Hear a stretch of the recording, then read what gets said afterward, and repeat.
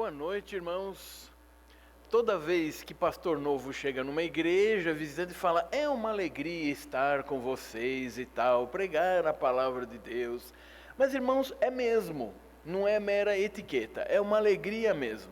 Devagarinho, eu já estou aqui em Brasília há 5 anos, tenho tido alguns convites e a gente vai conhecendo as igrejas mesmo fora do presbitério. Então, de fato, é uma alegria conhecer essa igreja, estar aqui com vocês para compartilhar a palavra de Deus. E como disse o reverendo Adriano, a amizade não se transfere, mas se indica. Então, eu tive todas boas indicações a respeito do reverendo Adriano, foi lá na nossa igreja também falar para casais, e isso nos aproximou. Estivemos recentemente numa conferência também, e lógico, a grande base principal de todas, que é a firmeza e o terreno teológico que temos em comum, isso nos aproxima, nos dá segurança e firmeza para seguir nessa parceria, nessa amizade. Então, que Deus abençoe a igreja, abençoe o reverendo e que possa ter um ministério frutífero sempre aqui, guiado por Deus. Irmãos, é o mês da reforma, é o último domingo do mês da reforma, e eu me lembro muito bem quando eu era seminarista, e eu fui perguntar para o meu professor justamente de exegese, e eu perguntei assim, professor, eu vou pregar lá na minha congregação, uma congregação pequenininha, mas eu já queria dar o tom da reforma lá. E eu perguntei assim, que texto o senhor me recomenda que eu pregue da Escritura? Ele disse, Piva, na verdade é o seguinte, a reforma foi um retorno à Escritura. Então qualquer texto bíblico que você pregar de maneira fiel, você estará honrando a Deus, estará honrando a Bíblia e estará honrando todo o esforço dos pré-reformadores, dos reformadores e o próprio movimento da reforma. Bom, eu não gostei muito da resposta porque eu queria um texto, né? Eu não queria essa resposta assim. Mas, irmãos, foi uma boa resposta, porque de fato é isso mesmo que foi e é e tem sido ainda o movimento da reforma. Ela não tem nada de fantástico ou de novo, pelo contrário, o grande mérito da reforma é o antigo, é o voltar às Escrituras em um período em que havia se abandonado a Escritura. Então, irmãos, que texto eu escolhi para falar a vocês? Existe um que foi bem conhecido do momento da reforma e já já nós vamos saber por quê. É o Salmo 46. Vamos abrir a palavra de Deus no Salmo 46, enquanto eu preparo a minha água. Salmo de número 46 nos diz assim: Deus é o nosso refúgio e fortaleza. Ao mestre de canto, dos filhos de Corá, em voz de soprano, um cântico. Deus é o nosso refúgio e fortaleza, socorro bem presente nas tribulações. Portanto, não temeremos, ainda que a terra se transtorne e os montes se abalem no seio dos mares, e ainda que as águas tumultuem e espumejem, e na sua fúria os montes se estremeçam. Há um rio, cujas correntes alegram a cidade de Deus, o santuário das moradas do Altíssimo.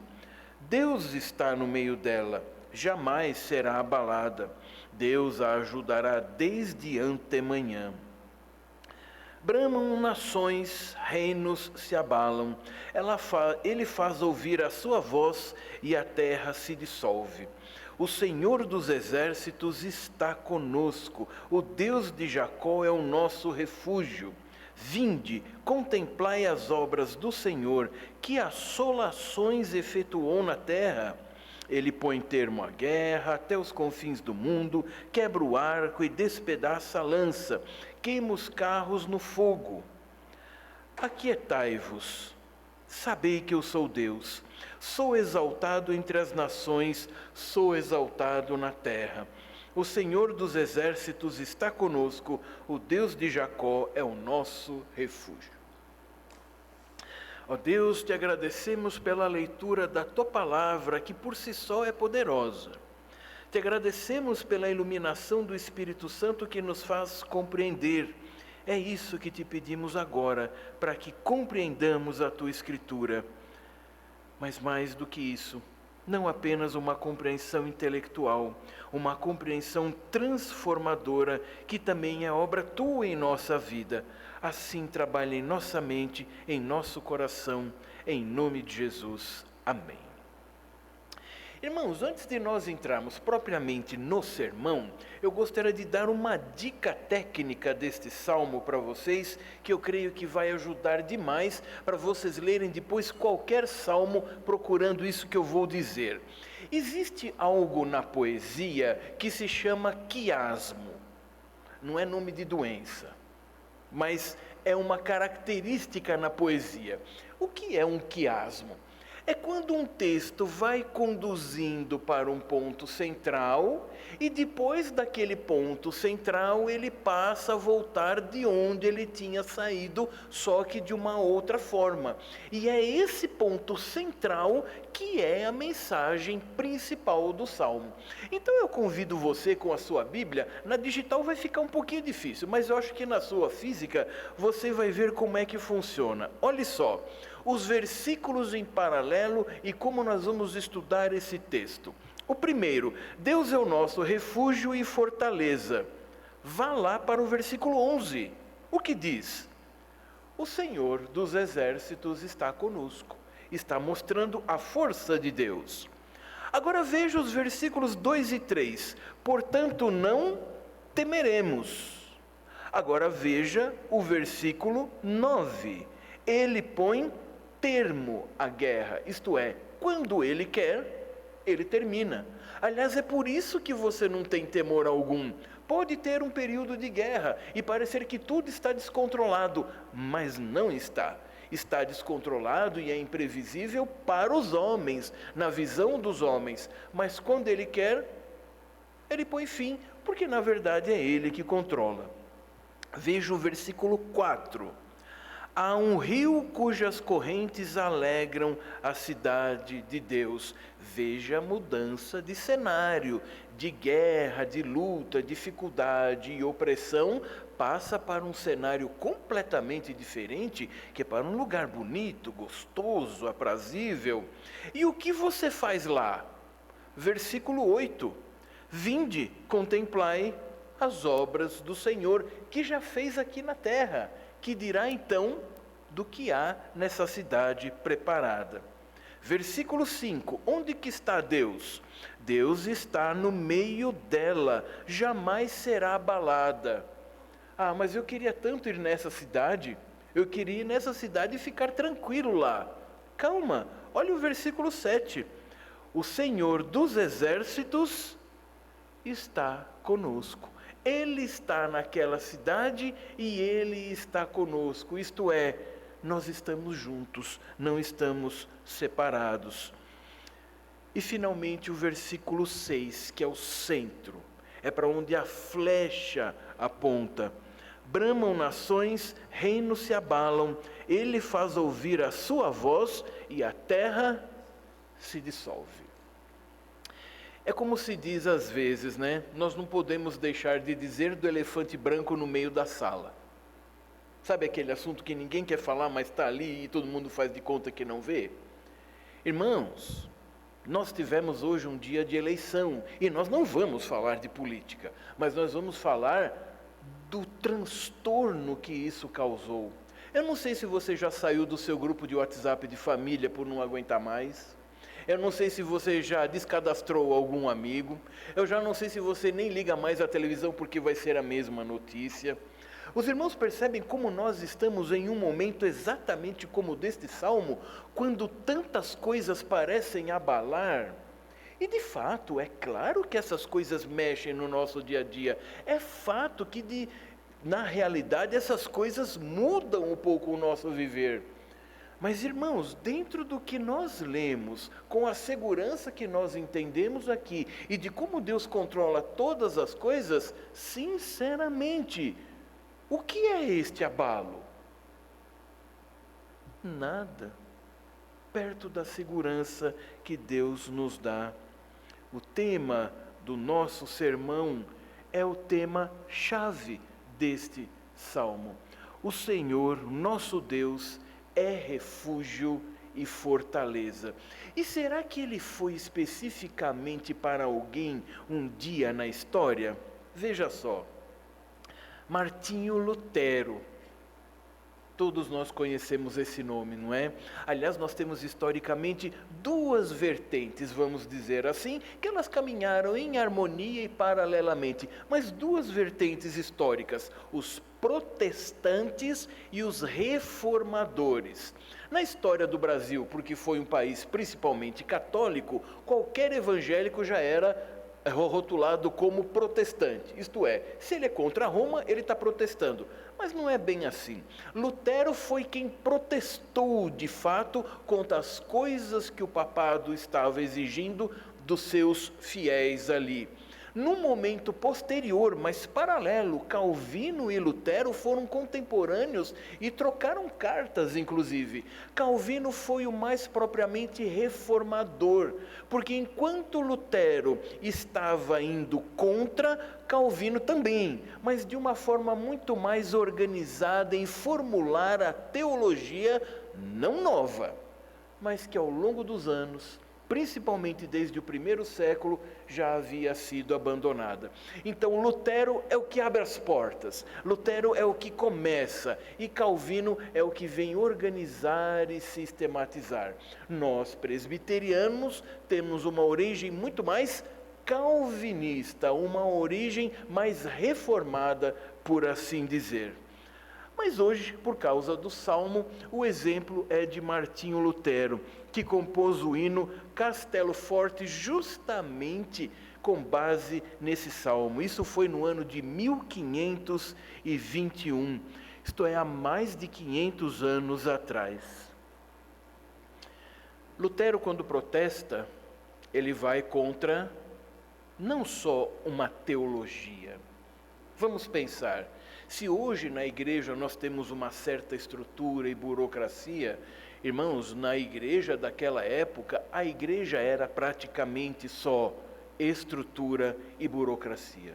As pessoas não tinham Bíblia, as pessoas não ouviam um sermão baseado na mensagem, elas tinham um simples reencenar toda vez do sacrifício de Cristo, como se ele fosse reapresentado morto novamente, isto é, invalidando o que ele fez historicamente na cruz, era reencenado. Aliás, é isso que é a missa, é refazer o que já foi plenamente feito, o sacrifício de Cristo, e em latim.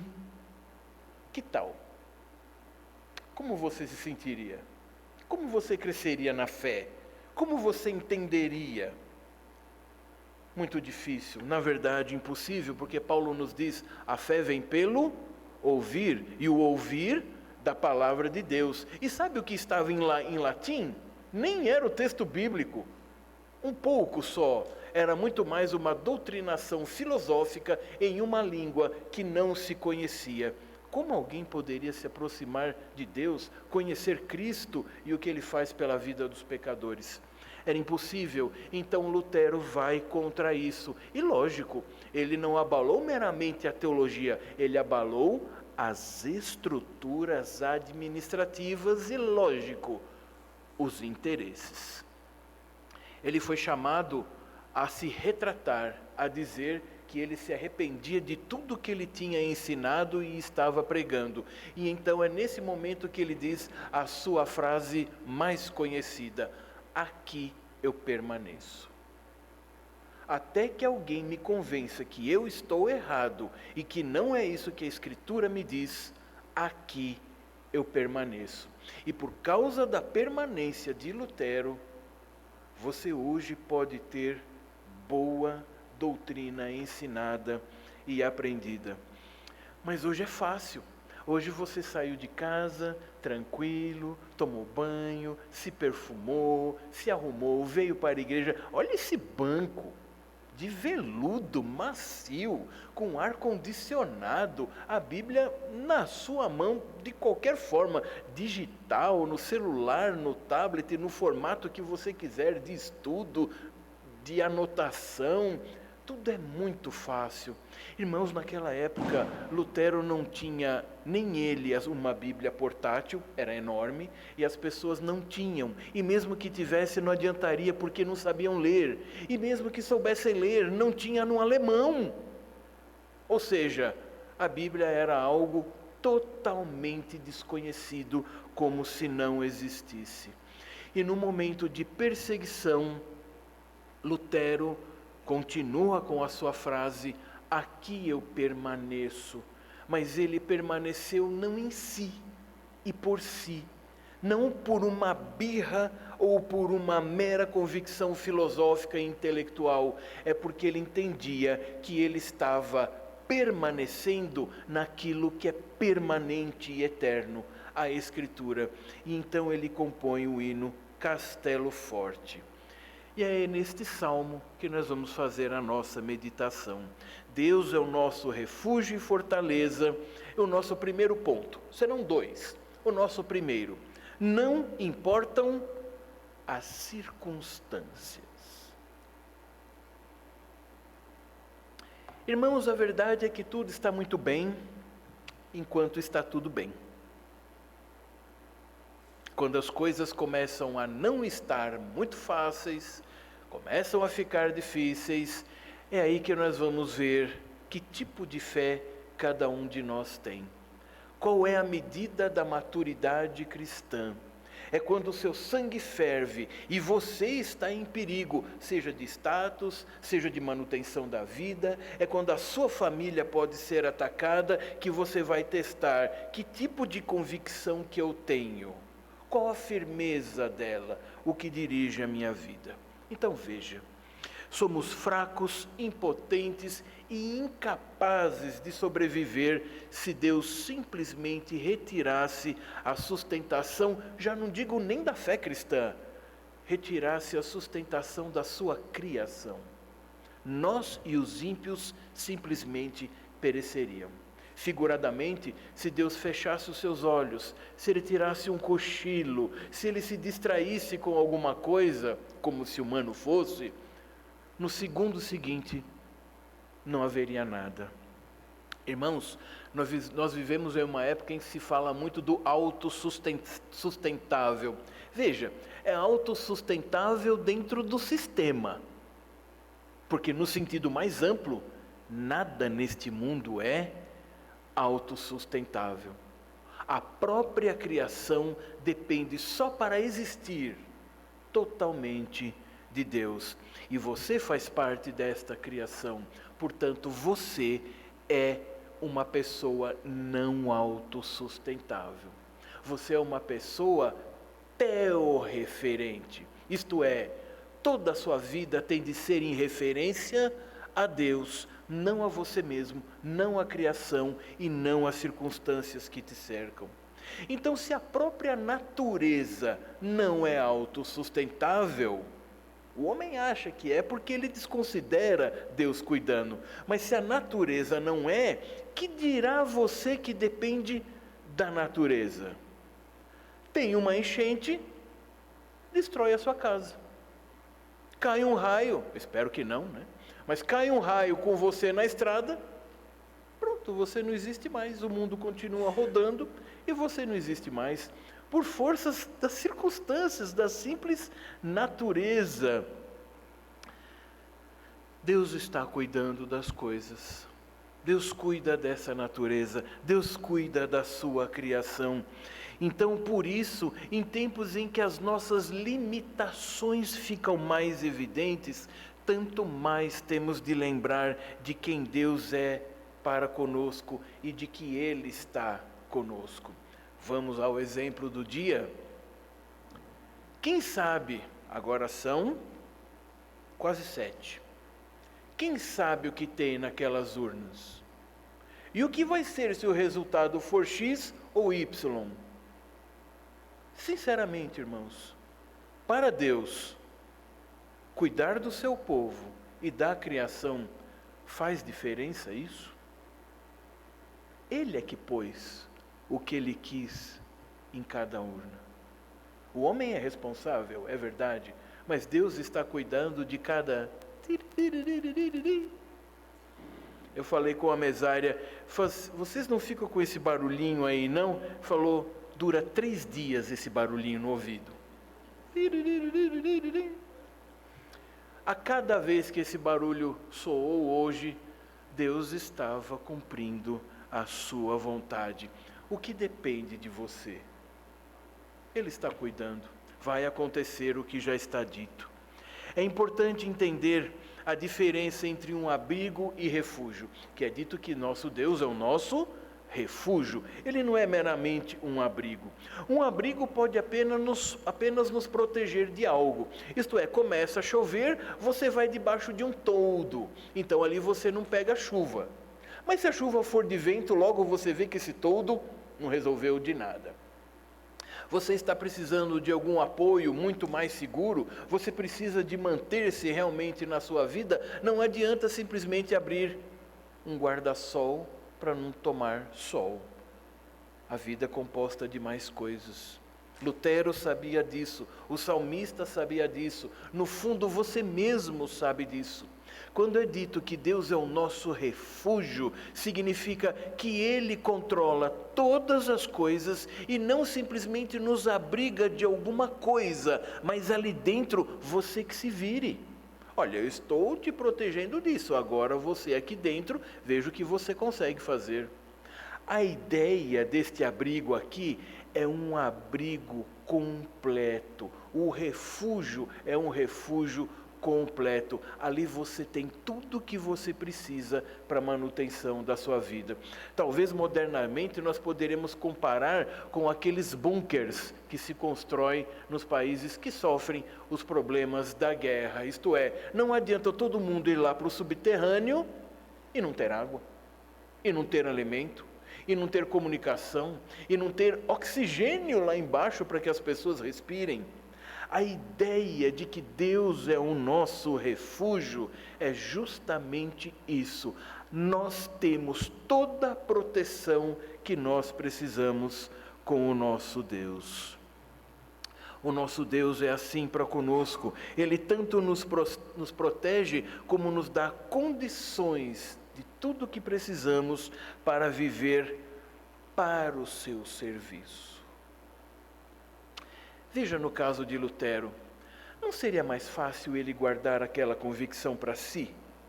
Ele não teria muito menos dor de cabeça se ele fosse ensinando devagarinho um para o outro, ou então deixe os outros crerem como quiserem. Eu percebi a verdade e vou ficar essa verdade comigo, para mim. Ele poderia ter feito isso, era muito mais fácil.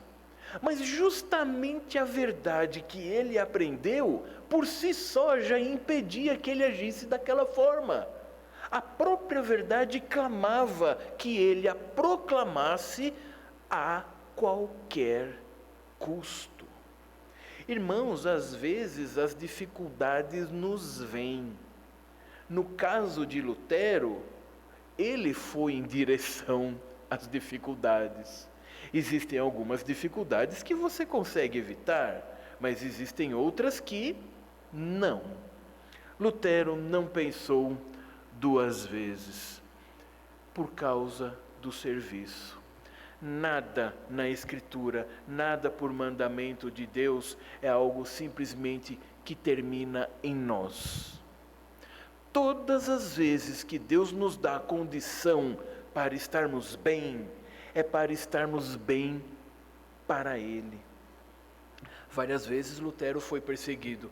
Armaram um sequestro para Lutero e não conseguiram sequestrá-lo. Ele foi livrado e morreu de morte natural. John Huss, que veio antes, Deus não teve esse destino para ele. João Batista não foi assim. Paulo não foi assim. Mas há muitos homens que lutam e Deus os preservou como, quando e da maneira que quis. Porque aqueles homens e cada um deles e também você tem um serviço a prestar. Quando nós dizemos que Deus é o nosso refúgio, Ele nos protege, temos de entender bem. Parece que Deus não vai deixar que nenhum tipo de mal te aconteça. mas acabamos de citar.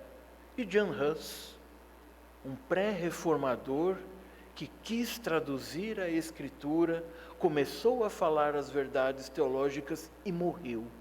Por que John Huss foi levado à fogueira e Lutero não? Por que você sofre determinadas coisas e outros não? Se é o mesmo Deus, um só batismo, um só Salvador, um só rebanho, as suas ovelhas. Porque, irmãos, Ele nos protege para o serviço que Ele quer. E Ele move as coisas como é melhor para Ele.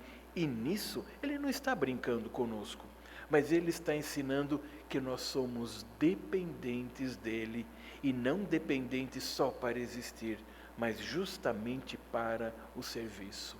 A obra que John Huss, mesmo culminando com a sua morte, não foi uma obra em vão. Ela preparou o terreno para que o próprio Lutero pudesse fazer as coisas que fez.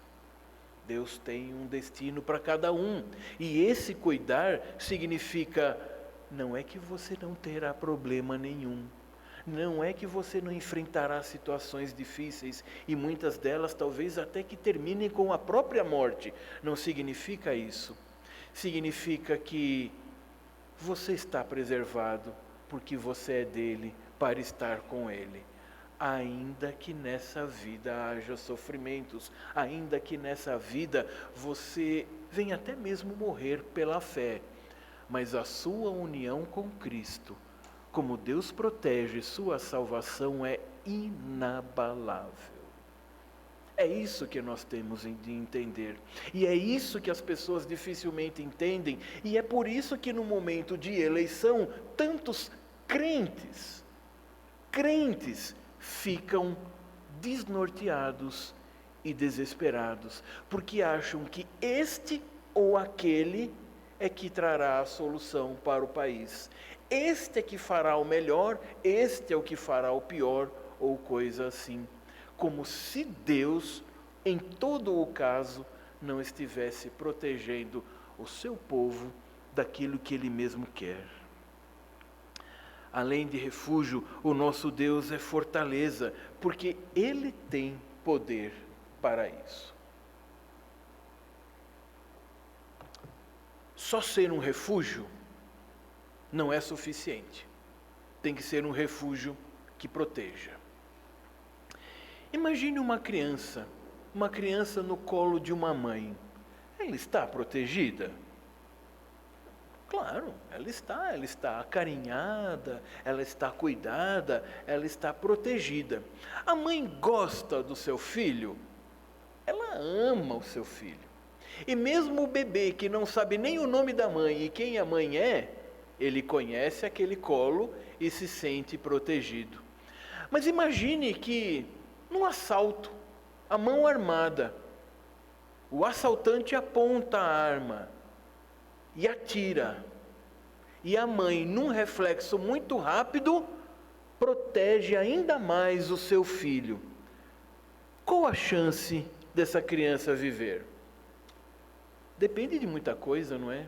Depende do calibre, depende da distância, mas irmãos, se for uma distância próxima, se for de grosso calibre, sinceramente, com todo empenho, o que adianta a mãe abraçar o seu filho? Os dois morrerão. Percebem? Mesmo o entregar a vida para proteger uma outra vida pode não ser suficiente. Com Deus não é assim. Ele nos protege de uma maneira capaz, de uma maneira poderosa, de uma maneira infalível, que ninguém pode separar você de Deus, nem você mesmo com o seu pecado, inclusive porque quando você estava separado, Ele trouxe você para perto. Não foi você que melhorou e aí Ele te aceitou para trazer para perto. Não, é quando você estava longe, distante, contra e não merecia, Ele te trouxe para perto. E o nosso problema é que às vezes humanizamos o nosso Deus. Porque você se empenha e não consegue, vê outros que se empenham e não conseguem, talvez você tenda a crer que Deus não consiga ou não se importe. Lembra-se dos discípulos na tempestade? Eles duvidavam do poder de Deus, melhor, de Cristo? Não, tanto que foram acordar Cristo. Mas do que eles duvidaram? Da atenção, do cuidado. E eles já foram com o destino pronto, não é? Mestre, o senhor não percebe que nós vamos morrer? Ora, então se ia morrer, por que foi acordar? Já ia morrer mesmo, não tinha mais jeito. É porque ainda havia um fio de esperança. É como se dissessem, se o senhor não fizer nada, nós vamos morrer. E o que está nos espantando é que o senhor não está fazendo nada, na verdade o senhor está dormindo. Então nós vamos morrer. Nós achamos que o nosso Deus dorme. Nós achamos que o nosso Deus está preocupado com outras coisas. Nós achamos que o nosso Deus não está preocupado com o nosso problema, com o seu problema específico, em uma área específica da sua vida. Quantos crentes procuram os pastores para aconselhamento e a introdução deles é: eu não sei nem se eu deveria incomodar o senhor com esse problema. Eu me lembro, eu era seminarista e uma senhora da igreja perguntou assim: Piva, eu estou com uma dúvida, mas eu tenho até vergonha de perguntar. Eu falei: minha irmã, pergunte, não é problema. Se tem dúvida, então tem de resolver. Eu posso orar pelo meu cachorrinho que está doente? Eu disse: mas é claro, a senhora não precisa pedir a conversão dele, mas a senhora pode orar. É obra de Deus. É para a sua alegria, é para a glória dele. Pode pedir que o cachorrinho fique bom, não tem problema nenhum. Percebem, irmãos? Nós falamos que o nosso Deus é soberano, é refúgio, é fortaleza, é poderoso, é capaz de nos proteger mais do que uma mãe tentando proteger os seus filhos. Mas nós ficamos peneirando coisas do que vamos expor ao nosso Deus ou não, como se Ele não se interessasse por todas as áreas da vida dos seus filhos, dos seus membros, que na sua variedade compõem toda uma igreja local, por exemplo. Isto é humanizar Deus, é não olhar o seu poder. O poeta está falando dos elementos da natureza também, dos mares, os montes rugirem, e que são simplesmente a base de toda a vida, não é? Os mares, a terra, afinal de contas o mundo é formado disso. Se eles faltarem ou forem abalados, tudo se perderá. Estes elementos são a água e terra, na figura específica que mostra algo inabalável. Eles estão lá nos versículos 2 e 3, e principalmente no versículo 2, temos a união dos dois elementos: os montes se abalem no seio dos mares. Isto é, acabou, não tem mais terra. Quantas vezes você esteve na sua vida em dados momentos que você pensou exatamente isso? Agora acabou. Eu pensava que era uma estrada difícil, mas na verdade eu cheguei num beco escuro numa noite de chuva. Então é isso. Todas as vezes que nós pensamos isso, primeiro, é fruto da nossa limitação, da nossa carnalidade. Segundo, novamente, nós humanizamos o nosso Deus. Eu não posso, parece impossível, logo, Deus também não pode. Ou se pode, por que Ele me conduziu até aqui? Justamente para que você perceba que você não pode. Mas Ele, sendo dono de todas as coisas, pode e vai fazer. Aqui estão algumas coisas presentes nesse refúgio que sustenta a vida. Os versículos 4 e 5 nos garante que é como se houvesse uma verdadeira cidade, isto é, a vida, há raízes, há pessoas E essas pessoas não estão de passagem, elas vivem ali. A dinâmica da existência, como nós queremos, está em plena ação. Mas o que é uma cidade sem água para todas as suas atividades? Aliás, o que é a vida sem água? Novamente nós somos remetidos para o poder de Deus lá na criação, onde havia paz, quietude e o Espírito de Deus pairava sobre a superfície das águas. Vejam como nós nos esquecemos do texto bíblico. Quando nem havia terra, o Espírito já pairava sobre a face das águas de maneira controladora, abençoadora e fecundante. E hoje nós achamos que as ondas e os vagalhões que vêm na nossa vida não estão sob o controle de Deus. Ali é a habitação do Altíssimo, lá naquela cidade. Cidades fortificadas, ricas, poderosas, luxuosas e prazerosas sempre tiveram. Quem aqui já viu alguma coisa pela internet, ou até já foi, não sei, em, por exemplo, Dubai. É uma cidade literalmente que emergiu das areias. É uma cidade riquíssima. Mas a que custo? Que custo para o meio ambiente?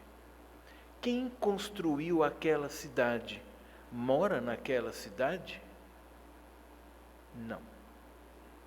Construíram para uma determinada população. Não é natural. Lembram-se do Egito, lembram-se da Babilônia, Síria, Pérsia. Cidades poderosíssimas, riquíssimas. No Novo Testamento, Império Romano. Mas elas são vazias, vazias em si mesmas, pois nela não estava a presença de Deus.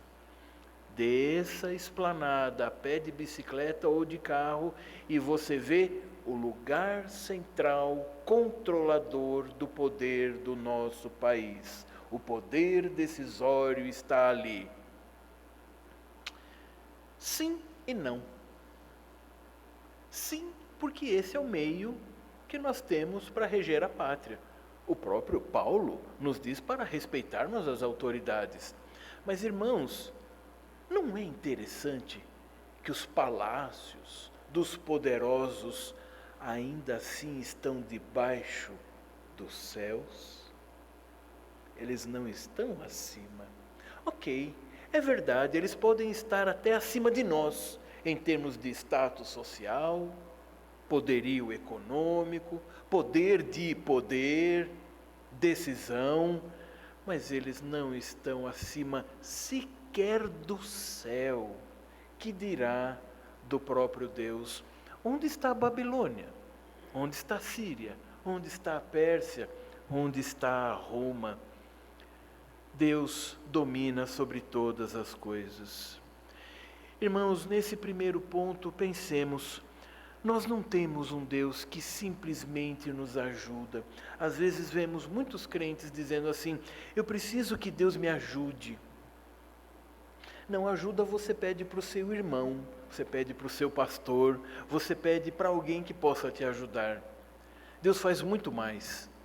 É Ele que te dá todos os elementos para você realizar o que você precisa. É porque nós esperamos uma pequena ajuda de Deus que nós justamente menosprezamos o que Ele pode fazer em nossas vidas. Deus não nos ajuda. Ele faz muito mais. Ele faz tudo por nós. Temos o Deus que nos protege de tudo e está no seu plano nos proteger. E até mesmo quando nos sobrevêm tentações, aparentes infortúnios, calamidades e até a morte física desse corpo, não foi falta de proteção, pois nada acontece com os seus que Ele mesmo não tenha planejado. Isso nos traz paz para o dia a dia. Eu não sei como estava o seu coração, se ansioso ou não, quando você entrou aqui. Mas diante dessa segurança, não importa o resultado. E talvez você já esteja curioso sobre qual será o resultado.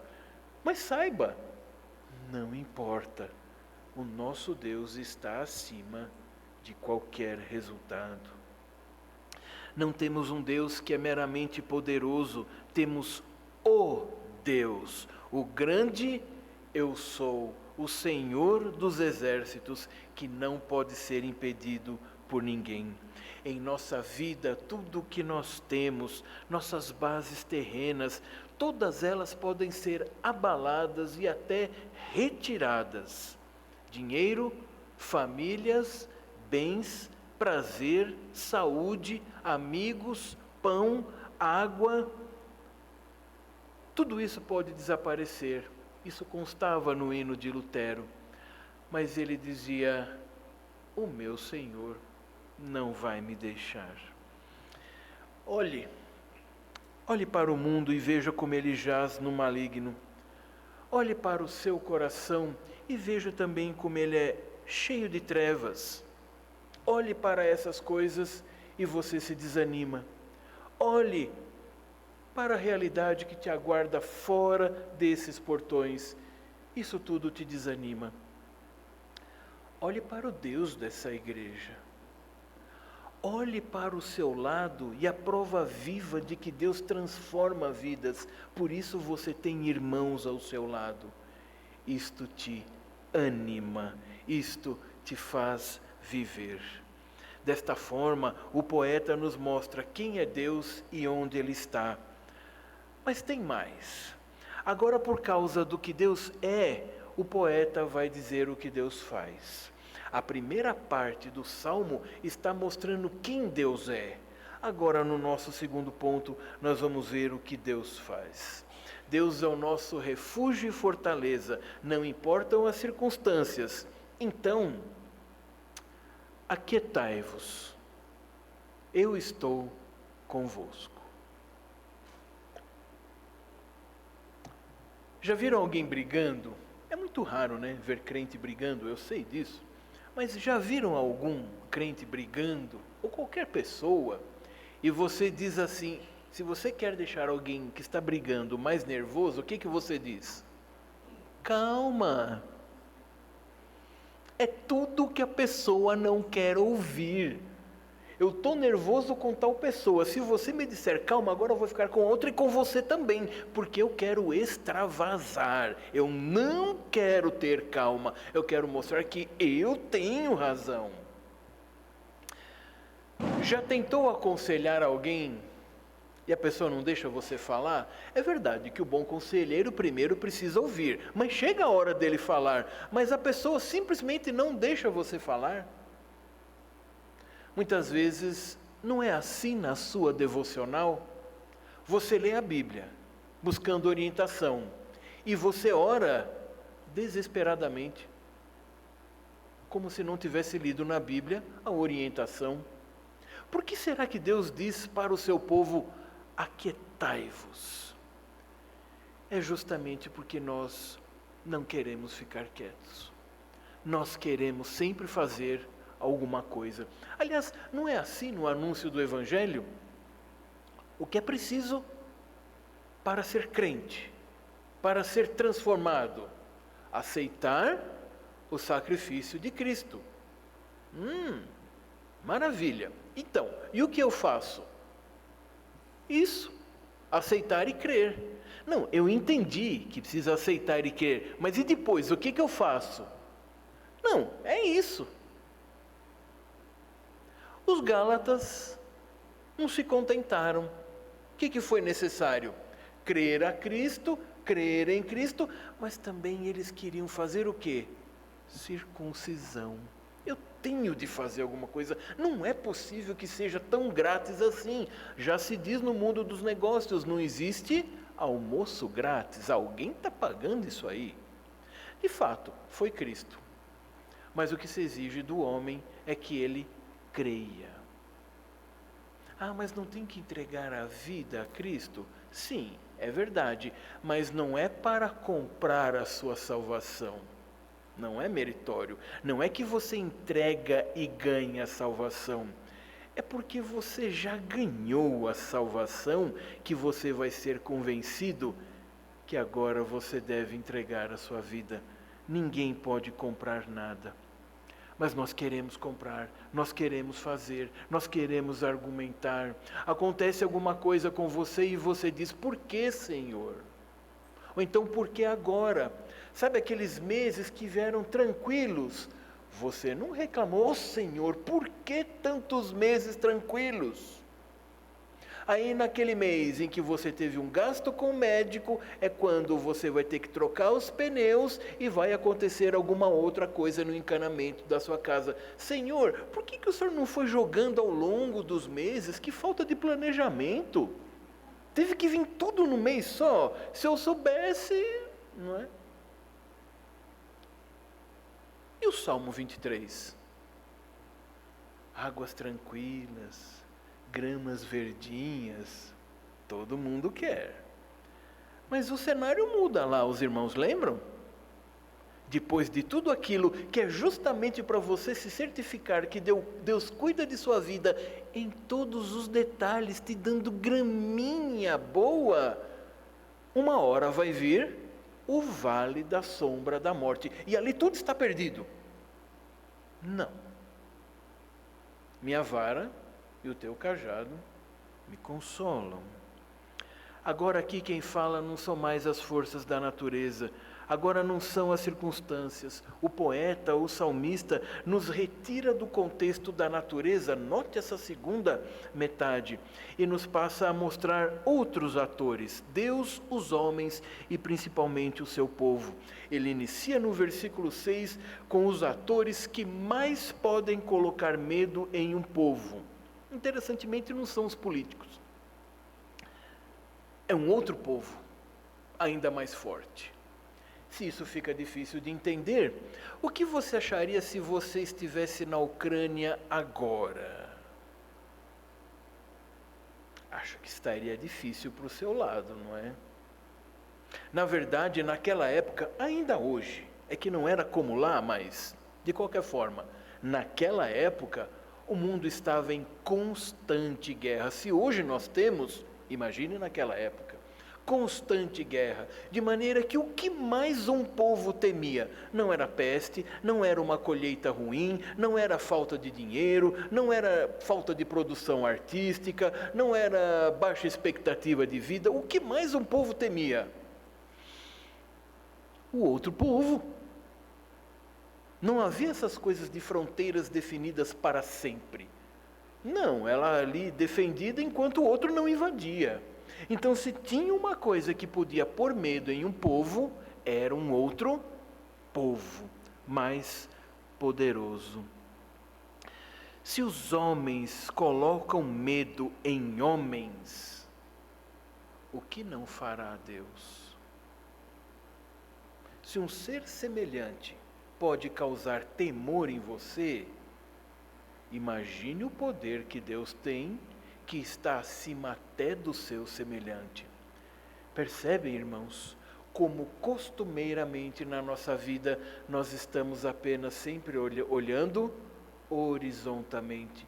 Isso para não dizer olhando para baixo. Poucas vezes nos lembramos de olhar para cima, para o nosso Deus. E ali nos é dito que a voz simplesmente derrete a terra. Isto nenhum exército consegue fazer. Por exemplo, para não pensarmos no juízo físico, que inclusive era espiritual também, vamos ficar só com o do plano da natureza?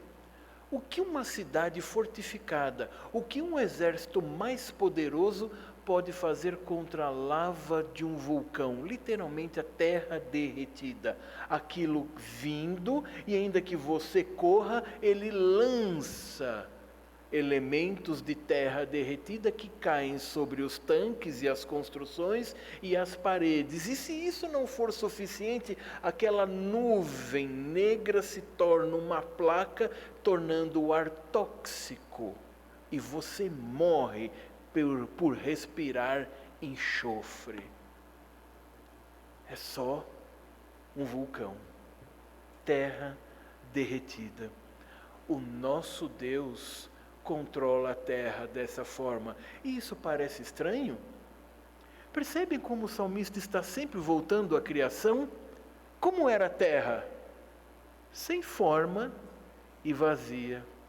Já viram criança brincando com massinha? É meio nojento, eu sei. Mas já viram as crianças brincando com massinha? Ela dá a forma que ela quer.